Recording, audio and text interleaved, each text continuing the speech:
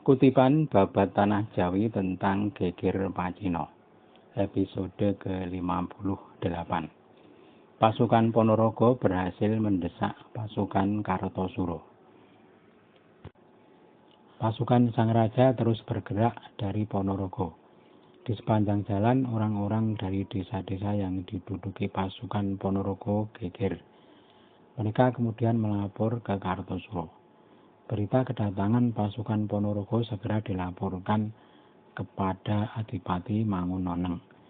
Sang Adipati kaget mendengar laporan di Uter kedatangan prajurit dari Ponorogo. Pasukan garis depan mereka sudah sampai di taman. Adipati Mangunoneng segera masuk ke istana untuk melapor kepada Prabu Kuning. Sang Prabu sangat marah dan segera memerintahkan untuk menghadang musuh.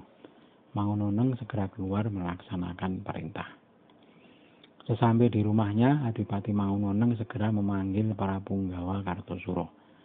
Semua sudah berkumpul, termasuk Raden Martopuro.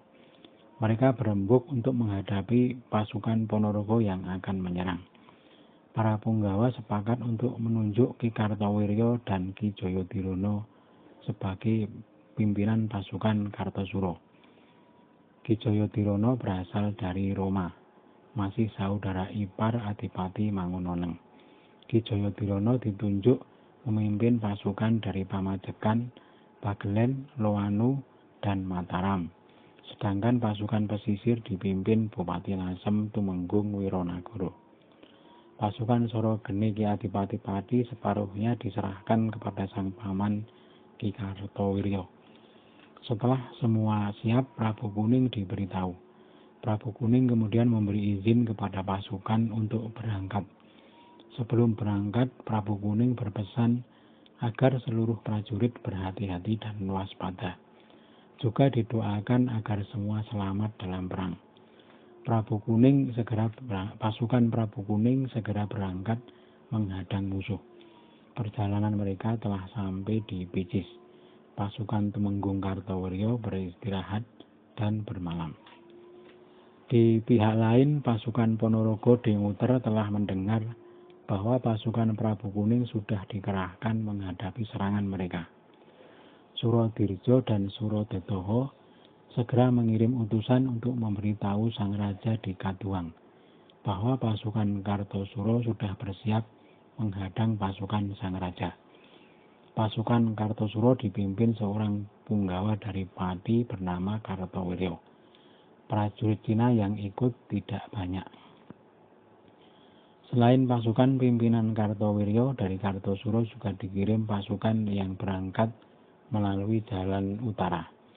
Pemimpin pasukan utara seorang Cina peranakan bernama Salobok yang sudah diangkat punggawa dan diganti nama Pringgoloyo. Mereka juga disertai seorang punggawa yang baru saja menyerah dari Semarang, namanya Sujonopuro. Pasukan Kartosuro sudah sampai di Grompol. Utusan kedua Panglima Ponorogo sudah sampai di markas Kaduang dan bertemu Sang Raja. Surat laporan sudah diserahkan dan dibaca oleh Sang Raja. Ki Surodirjo meminta izin untuk bertempur melawan pasukan Kartosuro. Sang Raja berkata, "Baik, sudah aku izinkan. Hanya pesanku, berhati-hatilah. Juga kepada semua prajurit, berhati-hatilah. Aku doakan kepada Allah yang Maha Agung, agar kalian semua selamat dan unggul dalam perang." Si utusan kedua Panglima segera kembali ke medan perang. Tak lama kemudian datang utusan dari Madiun. Pangeran Martoloyo dan Pangeran Mangkunagara melaporkan bahwa pasukan Kartosuro sudah mendatangi Madiun. Pimpinan mereka bernama Pringgoloyo, seorang peranakan Cina. Juga ada punggawa Jawa bernama Sujonopuro. Kedua pangeran meminta izin untuk bertempur. Sang Raja berkata, "Baik, aku beri izin. Pesanku harap berhati-hati. Semoga selamat dan dijaga Tuhan yang Maha Agung." Si utusan segera kembali ke Madiun. Di Nguter, Raden Surodirjo dan Raden Surodetoho sudah berangkat menyerang pasukan Kartosuro. Di pihak lain, Tumenggung Kartowiryo juga sudah berangkat dari Paserenan dan sudah sampai di taman. Kedua pasukan sudah saling mendekat. Kartowiryo merencanakan mundur bila pasukan musuh terlalu banyak. Di belakang, para mantri saling berbisik. Melawan orang Pajang dan Mataram tidak akan repot. Orang Pajang sekarang ini ibarat tawon yang sudah tak punya sarang. Mustahil berani menyengat. Bahkan ketika masih punya sarang pun, mereka tak ada bobotnya. Seorang lurah mantri membentak, jangan lancang mulutmu. Ketahuilah, pembesar Mataram itu walau berada di puncak gunung, masih dipatuhi oleh prajuritnya. Pasukan Kartowiryo sudah sampai di taman dan sudah berhadapan dengan musuh. Tidak lama pertempuran pun pecah. Kedua pasukan saling tembak. Pasukan Pati berperang darat, sedang pasukan Ponorogo berada di atas kuda. Saat itu sedang musim kemarau. Tempat yang mereka pakai bertempur lapang dan rata. Pasukan Pati didampingi pasukan Lasem sebagai sayap. Pasukan Ponorogo dan mancanegara mengepung pasukan Pati. Pasukan Pati bermaksud mundur karena merasa tak mampu melawan musuh yang banyak. Namun Tumenggung Kartowiryo masih berjalan darat. Kudanya dituntun di depan. Ki Jodirono berkata, "Yai, Anda pakai kudanya." Ki Kartowiryo berkata, "Tidak nak, kalau aku pakai kuda, kasihan yang tidak punya kuda." Ki Jodirono berkata kepada para prajurit, bocah, paksalah Kiai memakai kudanya." Ki Kartowiryo sudah dipaksa naik kuda, beramai-ramai dinaikkan oleh para prajurit. Ki Jodirono kemudian mengawal di depan. Seekor kuda betina dilepaskan. Kuda Ki Kartowiryo langsung kegirangan. Ketika dicambuk langsung melesat ke depan meninggalkan prajurit darat. Pasukan Pati sudah mundur, sedangkan pasukan Cina sudah lari duluan bahkan sebelum bertempur. Karena merasa temannya hanya sedikit, ketika melihat musuh banyak mereka lari. Seorang komandan pasukan Cina bernama Gagak Pranolo dikejar musuh. Ketika tersusul ditombak punggungnya, seketika tewas. Pasukan Ponorogo terus mengejar. Ketika musuh sudah melewati sungai, pengejaran mereka hentikan. Pasukan Pati dan Lasem sudah bubar berlarian. Sisa pasukan yang selamat pulang ke Kartosuro dan melapor bahwa perang mereka kalah. Tumenggung Kartowiryo berhenti di desa Bagi. Sementara itu Surodirjo dan Surodetoho kembali ke Uter. Sesampai di markas kemudian mengirim utusan ke Kaduang untuk memberitahu sang raja bahwa mereka menang perang. Barang-barang jarahan dibawa serta.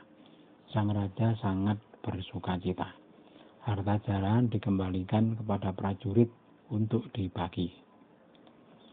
Di Kaduang, sang raja mendapat laporan dari prajurit Sandi yang mengatakan bahwa kota Kartosuro geger setelah kalah perang.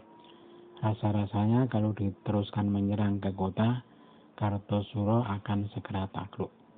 Apalagi pasukan Kartosuro yang menyerang Madiun juga berhasil dipukul mundur.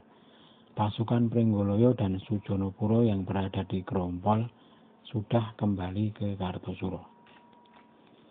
Selama di Kaduang, sang raja kedatangan seorang dari Bluro bernama Secobau.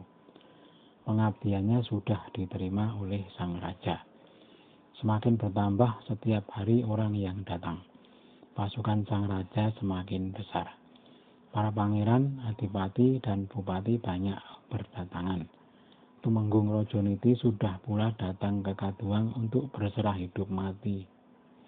Yang dituju adalah Adipati Wirorejo. Ki Adipati Wirorejo kemudian memberi ganti pakaian dan kemudian melaporkan kedatangan Rojoniti kepada sang raja. Namun sang raja tidak berkenan menerima Rojoniti. Karena sudah banyak ingkar kepada sang raja. Kapten Hohenlohe sangat meminta agar sang raja berkenan menerima. Karena sekarang sang raja sangat memerlukan abdi. Sang raja kemudian memanggil Rojoniti.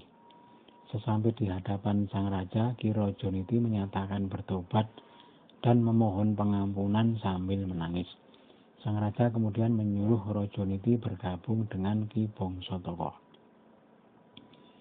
Tidak berapa lama datang lagi utusan dari Ki Surawiguna dan Ki Wangsodita.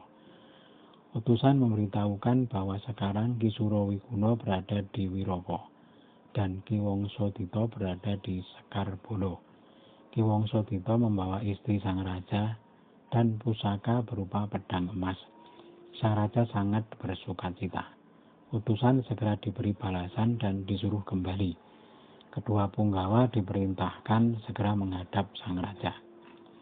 Sang raja bermaksud mengirim utusan ke Semarang untuk memberitahu Tuan Komisaris bahwa sang raja sekarang sudah berada di Katuang. Sudah membentuk pemerintahan sementara bersama para punggawa yang telah bergabung. Kapten Hohenlohe segera membuat surat yang berisi pemberitahuan dan permintaan bantuan kumpeni ke Kartosuro. Sekarang sang raja dikawal pasukan Ponorogo pimpinan Adipati Surodiningrat. Pasukan inilah yang telah menyerang Kartosuro dari timur.